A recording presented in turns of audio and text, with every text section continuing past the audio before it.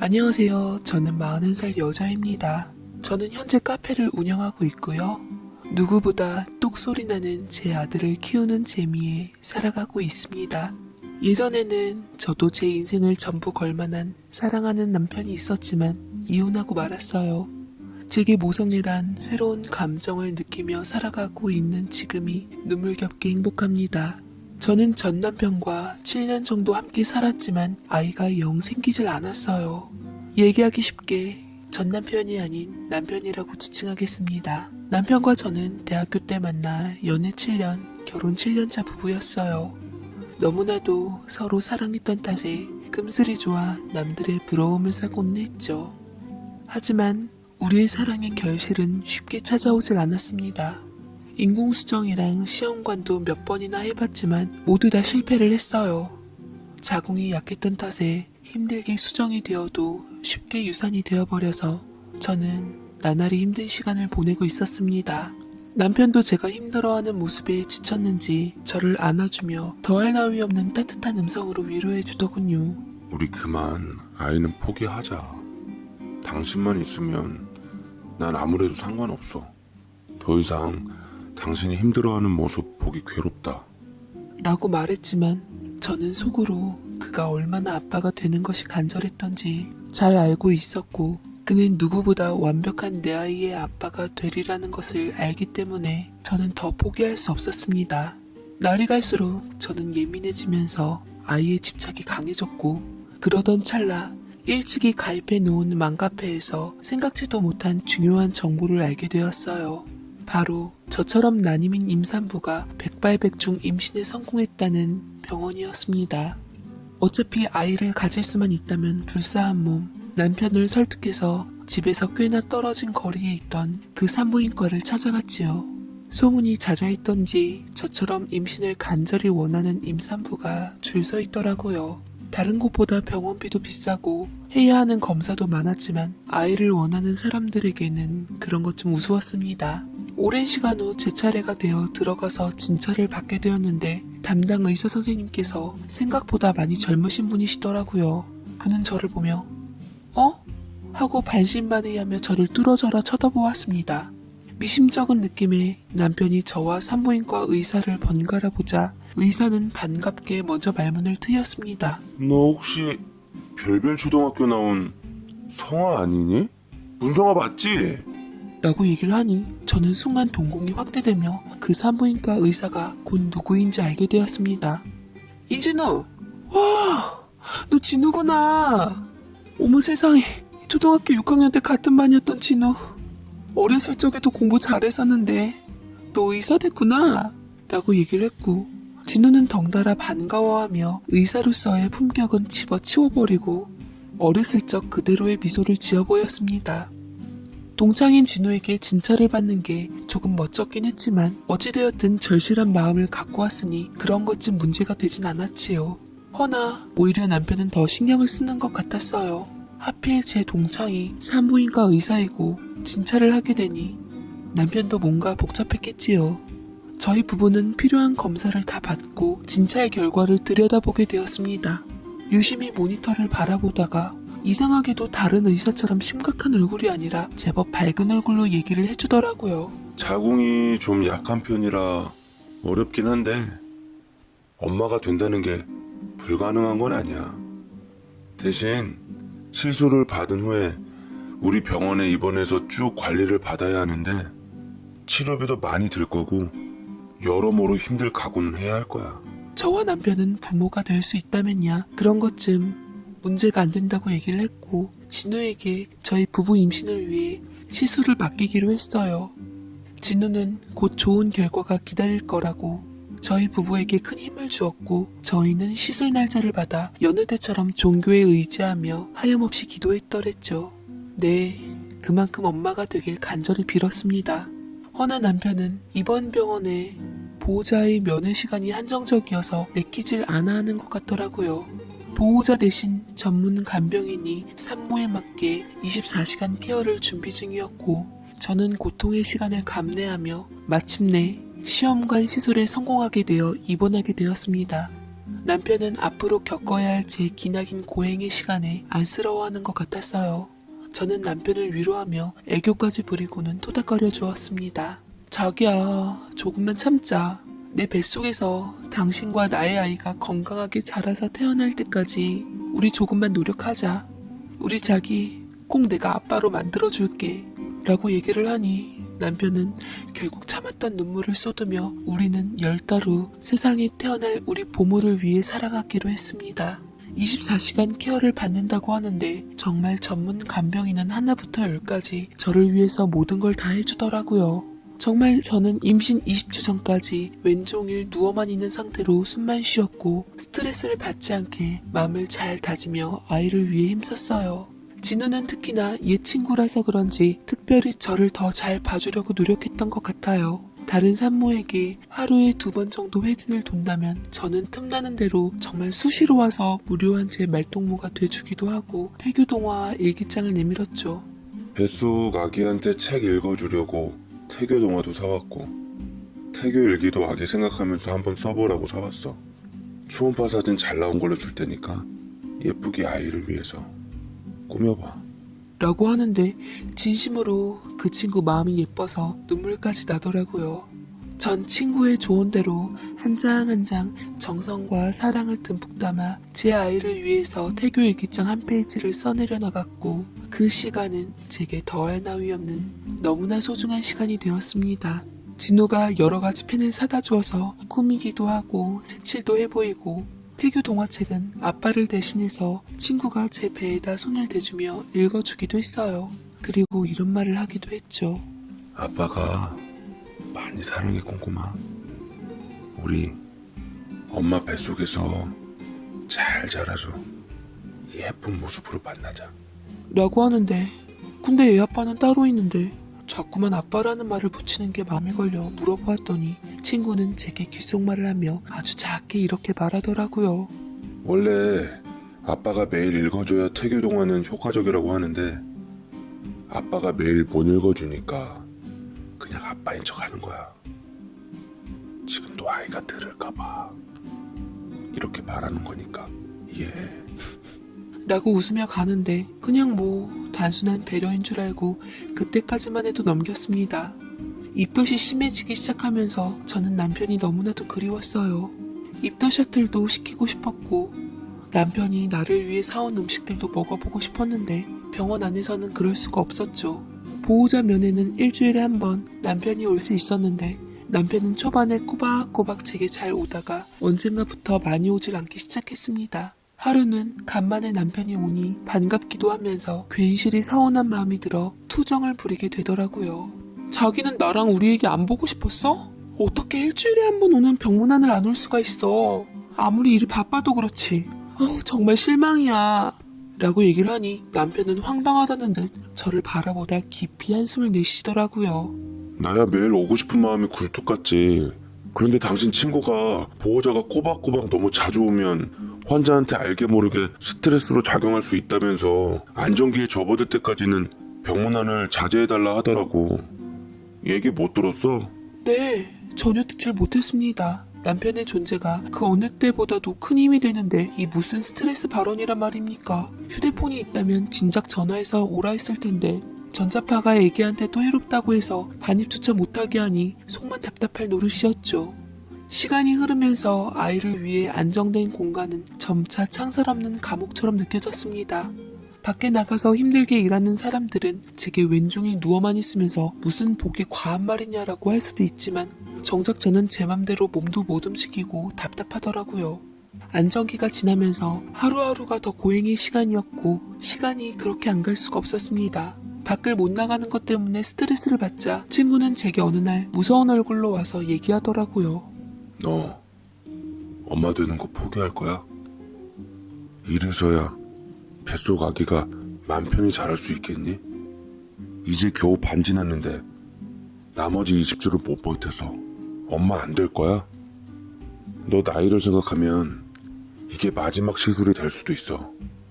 아이만 생각해. 라고 얘기를 하니 저는 불현듯 제가 처해진 현실을 깨닫고 뱃속 아기를 위해 숙연해질 수밖에 없었습니다. 저도 남들처럼 남편이랑 아이를 위해 예쁜 옷도 사고 싶고 출산용품도 준비하면서 조리원 투어까지 하며 행복한 시간을 보내고 싶었었는데 그럴 수 없는 현실에 안타까워하며 방방 뜬 제 맘을 어떻게 해서든 다스리려고 노력했습니다. 그러다 태동이 느껴지기 시작했고 저는 뱃속 태동의 신기함을 느끼며 아기와 얘기를 나누기도 하면서 다시 시간을 보내기로 했습니다. 친구는 이런 제 마음을 깨닫고 28주 정도에 다다랐을 무렵 제게 외출증까지 내어주며 바람 좀 쐬고 오자 했습니다. 진우는 직접 운전까지 해주며 빠르지 않는 속도로 한강공원에 도착하게 해주었는데 강바람을 쐬자니 정말 살 것 같더라고요. 오렌지 주스와 찰분제를 챙겨주면서 제 몸을 챙겨주었고 이렇게 시간을 같이 보내다 보니 어쩌면 제 남편보다 가끔은 더 가깝게 느껴지기도 했습니다. 그러던 찰나 친구 차에 가족 사진을 보게 되었는데 진우는 알고 보니 결혼도 했고 자식도 3명이나 있더라고요. 부인이 무척 미인인 사람이었습니다. 친구는 제가 가족 사진을 보자 민망한 듯 떼어버리더라고요. 별거 하고 있어. 아마도 조만간 이혼할 것 같아. 내가 병원 관리 때문에 집을 잘 못 돌아가니까 나한테 지쳤다며 애들 데리고 떠나더라고. 일 때문에 가정을 소홀히 하는 바람에. 라고 눈빛이 촉촉해진 상태로 얘기를 하는데 밤하늘 아래서 비친 친구의 눈물이 선명하게 보여서 더 동정심이 일었습니다. 시리고 묘한 밤의 기운에 친구는 분위기를 틈타 제게 다가왔고 순간 제 뱃속에 있던 아이가 갑자기 정신 나간 엄마를 구출할 효자가 되어 배를 세게 치는 통에 번쩍 정신이 들더군요. 저는 남편의 존재를 떠올리고는 저도 모르게 친구를 그 자리에서 확 밀쳤어요. 친구는 예상치 못한 듯 당황해하며 제게 생각지도 못한 고백을 하더라고요. 나 너 좋아해, 성아야. 어렸을 적 네가 내 첫사랑이었어. 너도 나 좋아하잖아. 나 곧 이혼한다니까? 미안해. 내가 남편이랑 이혼할 수 없어서 안 돼. 우린 이러면 안 되는 거야. 남편하고 뱃속 아기한테 절대로 부끄러운 짓 할 수 없어. 내 뱃속에 우리 아기가 나 정신 차리라고 발로 차더라. 라고 배를 쓰다듬으며 얘기하니 진우가 낮은 목소리로 읊조렸습니다. 너무 작은 목소리라 긴가민가 했지만 돌이켜보니 불효막심한 놈이라고 했던 것 같아요. 왜 그런지는 나중에 알게 되었지만 그때는 이해할 수 없는 말이었어요. 어쨌든 그 일이 있은 후 남편을 일주일 만에 보았는데 남편을 부둥켜 안고 그간 졸인 심정을 쏟으며 펑펑 울었습니다. 아이만 괜찮다면 병원에서 나가 남편과 함께 가정생활로 돌아가고 싶었어요. 하지만 병원 진단은 냉정했고 제가 경부 길이가 짧아 이제는 자칫 조산할지도 모른다고 청천벽력 같은 소리를 들어 결국은 병원을 나갈 수도 없었습니다. 친구는 단호한 제 태도에 더 이상 제게 흑심을 내보이진 않더라고요. 정말 의사와 환자로서 할 역할 내에 과한 친절도 베풀질 않으니 오히려 마음이 놓이고 편해졌습니다. 그리고 저는 드디어 37주에 수술해서 제 아들을 만나게 되었습니다. 하반신 마취를 택해 아이의 태어난 순간을 보고자 했던 저는 아이의 우렁찬 울음소리를 듣고 얼굴을 확인하니 드디어 내가 엄마가 되었구나라는 기쁨에 눈물이 절로 났네요. 그 격한 감동의 순간을 느끼고서야 그대로 잠이 들어버렸습니다. 눈을 다시 뜨자 저는 집중 산모실에서 일반 병동으로 옮겨졌고 그곳에서 저희 친정 식구들과 시댁 식구들 다 모인 상태에서 제게 아이를 안겨주는데 그런데 이상하게 제 아이는 저와 남편 중 누굴 닮았는지 알 수가 없었네요. 친정엄마는 원래 신생아 얼굴은 수없이 바뀐다면서 시부모님 눈치를 보며 간신히 무마시키는데 시부모님은 어쨌거나 아들이니까 좋아하시는 것 같긴 했습니다만 남편은 여전히 불편해 보이더라고요. 저는 태어날 때쯤 산부인과 의사 친구를 우연찮게 다시 보게 되었는데 신생아실에 있던 제 아이를 유독 유심히 보며 미소 지었습니다. 그래도 자기가 시술해준 아이가 저렇게 건강하게 태어나니 의사로서 보람됐나 싶어서 아이도 잘 태어난 마당에 마무리는 좋게 짓고 싶어 말을 건넸네요. 고마워 너 덕분에 우리 꼼꼼히 잘 태어났어. 우리 전에 있던 일들은 다 잊고 나중에 껄끄럽지 않게 한번 보자. 알았지? 그러자 갑자기 표정이 싹 변하며 물끄러미 저를 쳐다보는 친구. 쎄하게 저를 바라보는 눈빛이 방금 전까지 아기를 사랑스럽게 보던 표정과는 사뭇 달라 더 등골이 서늘해졌네요. 너 저 아이 누구 닮은 것 같아? 이상한 질문을 하는 친구의 태도에 뭔가 심상찮았지만 애써 아무렇지 않은 척 얘기했습니다. 누굴 닮긴, 나랑 우리 신랑 장자만 쏙 빼닮았지.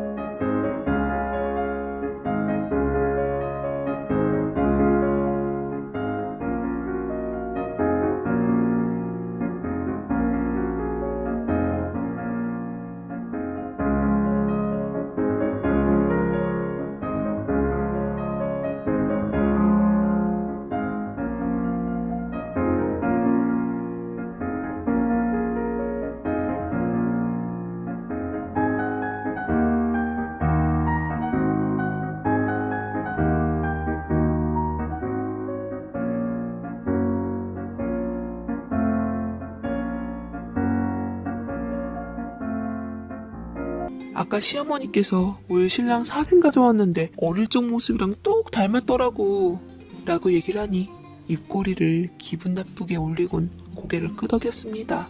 그래, 그렇지. 정답이네. 애가 부모를 닮지 누구 닮겠니? 그치? 어쨌든 아기 낳느라 고생했고 엄마 된 것도 축하해. 나 약속은 지킨 거다. 너 엄마 만들어준다 했던 거. 라고 정말 찜찜하게도 내키지 않는 웃음을 흘리고는 자리를 떴습니다. 저는 개의치 않고 서둘러 이 기분 나쁜 병원을 떠나 남편이 예약해둔 집 근처의 조리원으로 아이와 함께 갔고 그간 일들을 모두 잊은 채 오직 육아에만 힘쓰기 시작했네요. 아이를 키우면서 잠도 못 자고 힘들었지만 그토록 원하던 엄마가 되었기에 저는 기쁜 마음으로 최선을 다했어요. 남편도 마찬가지였고요. 남편은 아이 육아휴직을 내어서 우리 아이를 좀 더 잘 키우기 위해 좋은 아빠가 되기 위해 저와 같이 힘써 아이를 돌봐주는데 참 든든했어요. 그런데 아이를 위해 한참이나 노력하던 남편이 어느 순간부터 물끄러미 아이를 쳐다보며 사색에 잠기는 시간이 많아졌네요. 그리고서 가끔 말도 안 되는 얘기를 하곤 했어요. 우리 아들 어쩐지 그 의사 선생 닮은 것 같지 않아? 왜 당신 초등학교 동창이라는 그 사람 있잖아. 난데없이 아기 얼굴을 보다가 말을 던지는데 저는 경악하며 왜 우리 아들이 산부인과 의사 선생님을 닮냐고 발끈하자 남편은 도무지 근거 없는 수상함을 버리지 못하더군요. 아니야, 눈매며 뭐며 확실하게 그 산부인과 의사를 닮았어. 자기 혹시 전부터 그 산부인과 의사랑 알고 뭔 일 있었던 건 설마 아니겠지? 라고 의심을 하기 시작하는데 저는 말도 안 된다고 난임이라는 것을 강조하며 그렇게 의심되면 당장이라도 유전자 검사를 해보라 했습니다. 단순히 내지른 말이었는데 남편은 의심을 거두지 않은 채 정말로 유전자 검사를 하기로 결정했고 전에 병원으로 가서 어찌 구했는지 산부인과 의사의 머리카락을 가져와선 제 아들과 유전자 검사를 의뢰했어요. 그리고 결과는 아주 기가 막혔습니다. 정말 상상도 못할 충격적인 결과가 저희를 기다리고 있었지요. 세상에, 이건 정말 말도 안 되는 일이었습니다. 남편의 의심처럼 제 아들은 바로 그 산부인과 의사의 친자로 나온 게 아니겠어요?